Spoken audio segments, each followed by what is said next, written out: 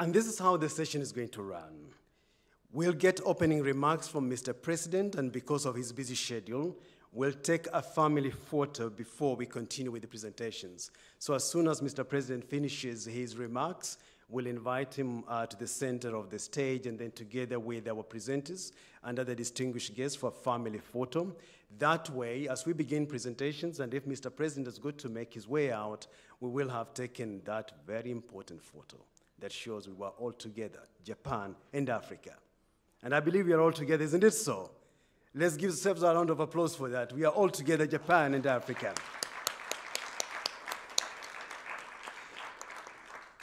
And then the first 6 presentations will begin focusing on innovations in the health sector.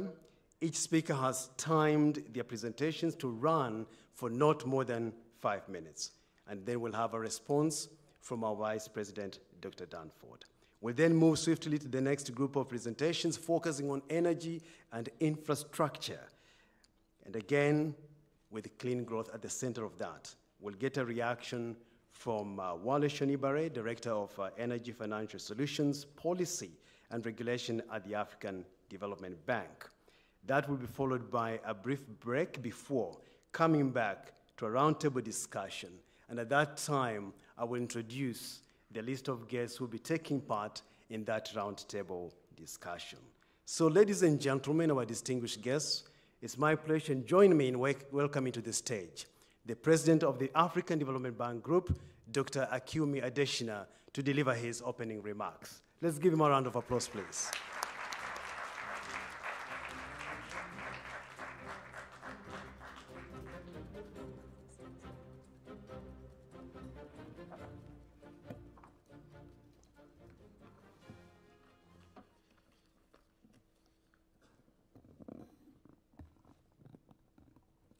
Thank you very much, Director Solomon. Your Excellencies, dear friends of Africa from Japan, distinguished ladies and gentlemen, welcome to this special session with Japan on boosting Africa's growth with Japan from startups to major companies. Now, first, let me start by thanking my own Executive Director from Japan, Mr. Takaaki Nomoto, Executive Director of Japan at the African Development Bank Group, and the bank's Asia office in Japan for organizing and facilitating this special session. Of course, I'm delighted there's such a huge delegation from Japan. I understand 80 people. So please, I would like the Japanese heavy delegation to please rise so we can see where you are. Please. Please, you can rise. We just want to, yeah? Thank you. Yes, give it up to them. Thank you. That's a long way to come. It shows faith and confidence and commitment to Africa. Arigato gozaimasu. Now, this event follows my trip that I made to Japan in April of this year, where I engaged with senior government officials, business leaders. They're all here, big corporations, entrepreneurs, and of course, investors, on opportunities in Africa and why Japan should expand business, private investments on the continent. And I received a number of the Japanese delegation just before this meeting. And I was telling them that I love Japan. I thought you would clap on that. Yes, I love Japan. And I was saying that, you know, when I was running for president of the African Development Bank in 2015, and I was running campaigns, you know, you got to stay close and tell people what you want to do. And we were going for the interviews at the Hotel Ivoire in Abidjan. And I was at the top of the hotel somewhere, and the elevators were going up and down. And I couldn't get myself down because the elevators were full. And there was only one elevator that opened. Then I thought had maybe a space for just one person. And it was the elevator carrying the Japanese delegation. And of course, as soon as I saw it, I took advantage of that, and I walked right in, and I said, I am Japanese.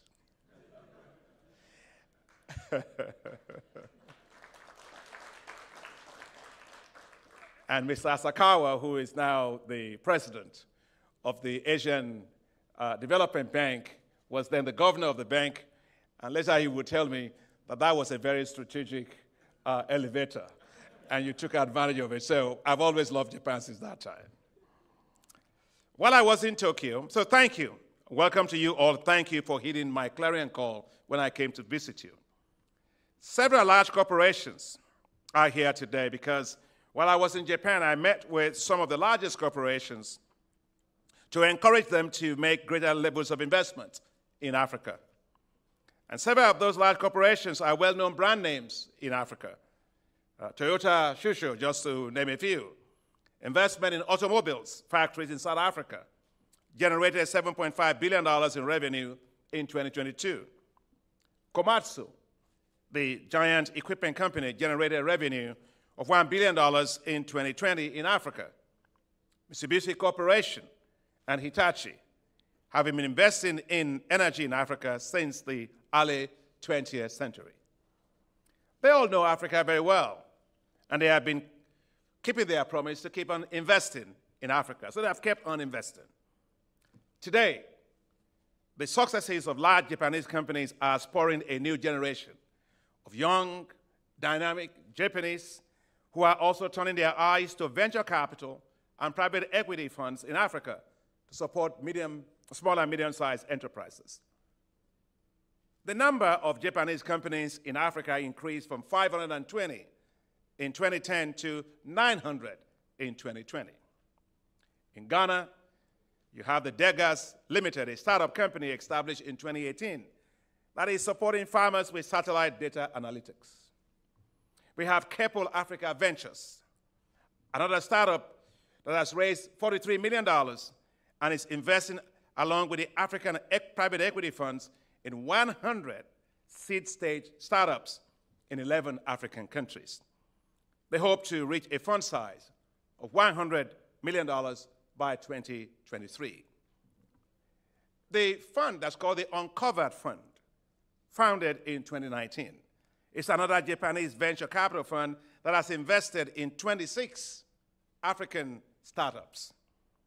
Now, the sum of all these testimonials, ladies and gentlemen, is that Africa is bankable, and the Japanese recognize that. Africa clearly needs more venture capital and private equity funds to tap into Africa's huge potential, and Japan is paying attention. The Association of Japanese Corporate Executives, Keizai Doyukai, and the two co-chairs are here with us today, is at the forefront of mobilizing and galvanizing investment interests from Japan to Africa. It is exciting that my friend, Mr. Ken Shibusawa, the Chief Executive Officer of Shibusawa, and I think it's an AND company.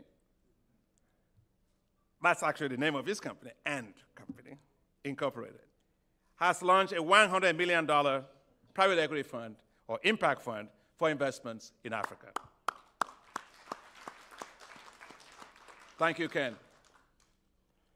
Japanese businesses see Africa as a good investment destination. I am always very excited about Africa, but as I always say, don't just believe my optimism, just believe the data. A 2020 survey of Japanese companies done by the Japan External Trade Organization, JETRO, found that 48% of Japanese businesses indicated interest in expanding their businesses in Africa. 45% would like to maintain the scale of their business operations in Africa.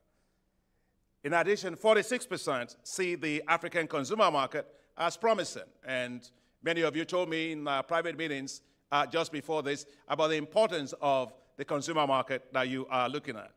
And I think somebody told me that they were making $86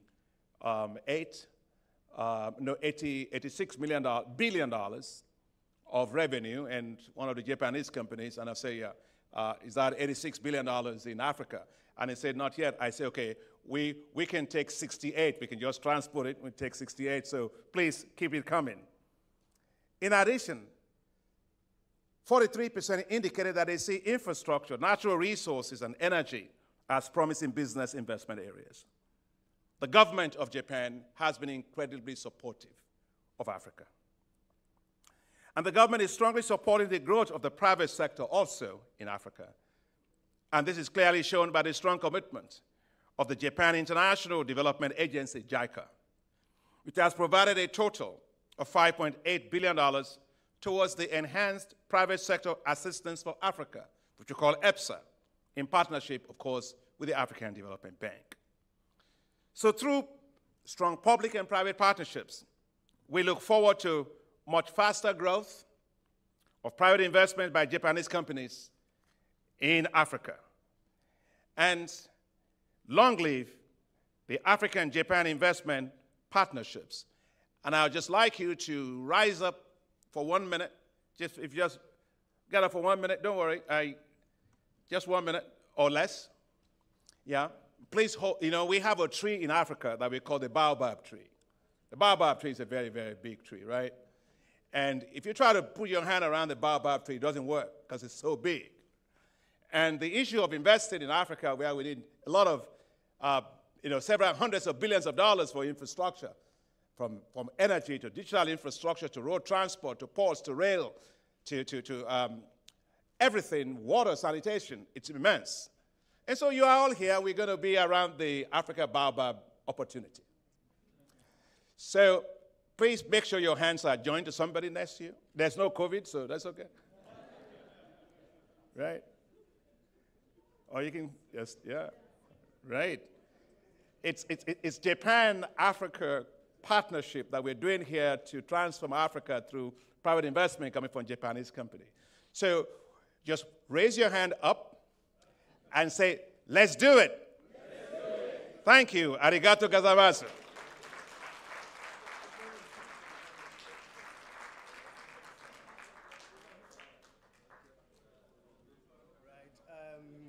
Thank you so much, Mr. President. Let's give him a round of applause.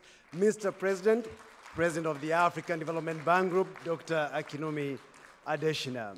Let me now invite all those who are presenting to join the President for a family photo together with Executive Director Takaki Nomoto. Vice President, please, Dr. Danford, please come and, yes. So we will take just a yes, and then we'll have the full Japanese delegation coming on stage. Let's just have this first photograph, and then the full Japanese delegation will come on.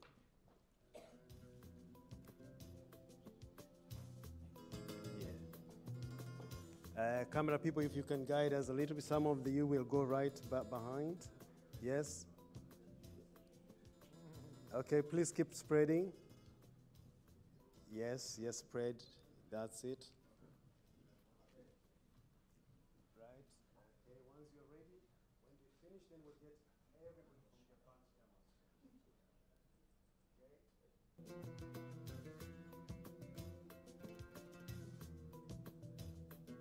Thank you. Let me invite all guests from Japan to come on stage, please. Anybody from Japan who's remaining, please come on stage. Okay.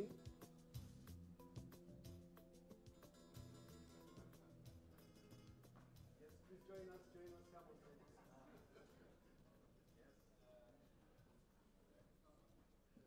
Yes, please. Spread around, keep making a crowd,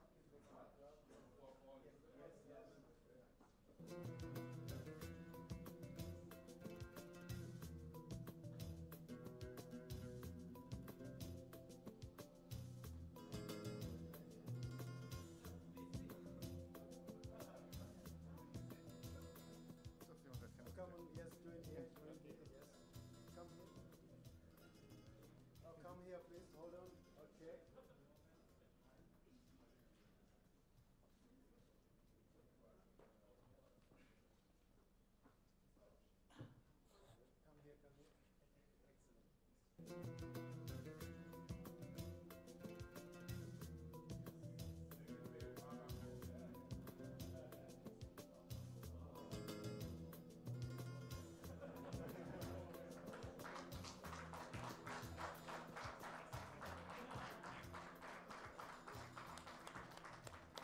Okay, thank you, Akhtar-san. So the next speaker is Mr. Abzahet Azat, International Market and Business Development Manager, KENS Corporation Limited. Actually, your business is built around that LED lantern and tied with education. How do you do that? What's the working? So the floor is yours. Thank you. Thank you very much. I'm Zahid from KENS.CO Japan, and thank you very much that I would like to talk about some funny things about the energy sector, like using the LED lantern charging system, which is we call LLCS, with green energy for education in Africa. So a little bit looks have a profile with Nobuhiro Kawaguchi-san. He is actually the third generation of his family to take that position of Kawaguchi steel industry. Then he moved to business in Africa, establishing 2013 the KENS.CO, and then after successful project, then he established Goods and Roof in Benin 2018. So he did lots of projects in Africa, more than 10 African countries, southern, eastern, western, and we're waiting for northern African countries. We're working with UNDP, IOM, JICS, JICA, JSB, crowdfunding, and Counterpart, and many pilot projects as well. So here's a list of some managing director you can see there. Also, he is the former president of Tosu Junior Chamber Industry, JCI. And he also awarded by the Forbes Japan for his creativity idea in Africa in 2019, and also awarded by Kyushu Mirai Award and Saga Psycho Company in 2019 as well. So the concept here is very popular with at school. You can see the left side of my presentation, there's a simulation, and the right side is the present conditions from different kinds of projects. So we actually installed the LED charging station inside the school. It will be charging during the daytime while they're studying. And when they go back to this home after finishing the school, it will be given to them to study at night. So the next morning, they will bring it to the school for charging again, and they study again. So this is one kind of recycling, or you can say sustainable with green energy. So we have already did a project with UNDP Uganda, UNDP Burkina Faso. We also installed in one of the largest refugee camp at Adjumani and Obongi in Uganda as well. And also the DRC Congo with the academics primary education. So the impact of business model is very much deeper. We're charging 50 CFA for LED lantern in Benin, which we conducted like since 3 years. And it has a vast feedback from the village community, which is directly observed by the Ministry of Benin as well. So they visited the village, and their response is very much impressive. You can see there that more parents now want to send their children for the LED lantern. That means the participation rate is increasing, as well as the participation rate of the teachers are also increasing there. And the main thing that the parents are not using kerosene oil anymore, so they are saving money. On the same time, they can charge the mobile phone through this LED lantern, so they don't need to go to other shops for charging the mobile phone. So other shops charging like 100 CFA or 150 CFA, so they're saving a lot. So the impact is, this is one kind of pilot project of JICA under the, it's funded by the JBIC in Benin, so in 2000, it still is going on. In the next slide, you can see the impact. We believe on the data, ground data. We don't believe on the optimistic. So the data shows us that the length of education at night is increasing from 13 students before. They're studying only 3 to 4 hours. But now with the LED lantern in Burkina Faso, they're studying just more than twice, 32 students now.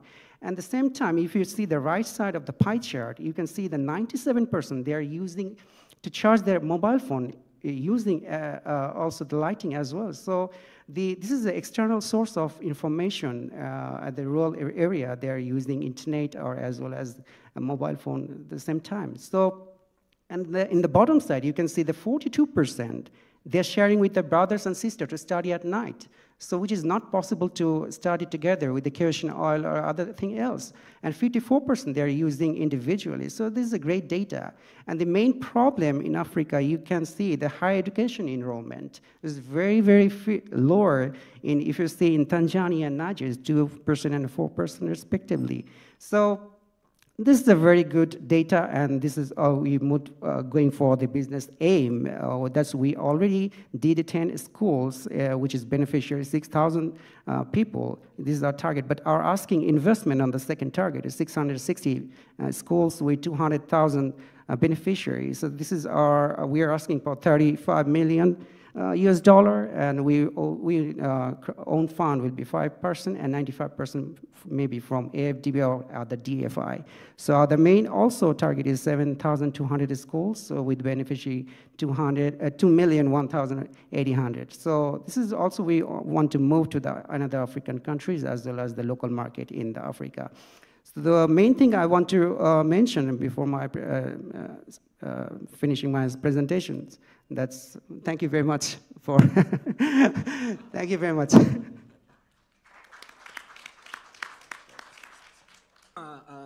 Akita-san and Azat-san, and of course Sato-san is there.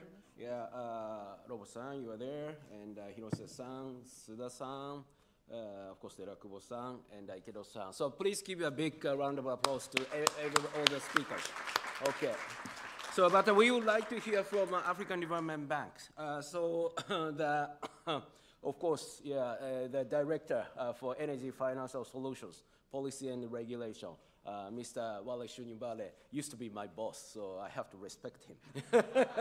And actually, he's a perfect person to sort of give the feedback, because you went to Japan a month ago, looking at all the green ammonia was productions, and you know all the IPPs and off-grid space. So yeah, I'm not giving you so much pressure, but yeah, the floor is yours. Thank you. Thank you very much, Nao-san. No pressure whatsoever. I've been very impressed by the quality of the presentations that we've had this afternoon. It's given me a lot of optimism about the future of Japan-Africa relations, because all of the solutions are so innovative. So for instance, starting with Mr. Akita with Washa, I mean, this is, you know, a business that is looking to create credit history for local communities. One of the biggest issues with people in rural communities is access to finance, because they don't have credit history. So you're using these digital solutions to create a credit history, you're creating a business ecosystem, and you're bringing these informal businesses into formal businesses. So you may think you're providing a lighting solution, but you're providing much more than that. And I can see the sustainability of this business model that you're introducing. And also you're doing centralized purchasing in order to get economies of scale. So I think it's a very innovative approach, and one that is extremely scalable. So well done for that effort. I think that's something that many financial institutions will support. So please continue to do what you're doing. Thank you so much. So you have Mr. Azad from KENS.CO. And again, what I like about this solution is that there's a loop. So basically, you have these solar units that you give to the children at school, but you can only charge it at the school, but you allow them to take it home. So when they take it home, they can study at home with their friends and family, and then they're encouraged to come back to school the following day to recharge the unit. You know, and by the way, while they're at school, they can get some education in the process, right? So it encourages school enrollment, and also the teachers get to use it, and the parents get to use it to charge their phones. So again, extremely innovative, and it's affordable. 50 sefa,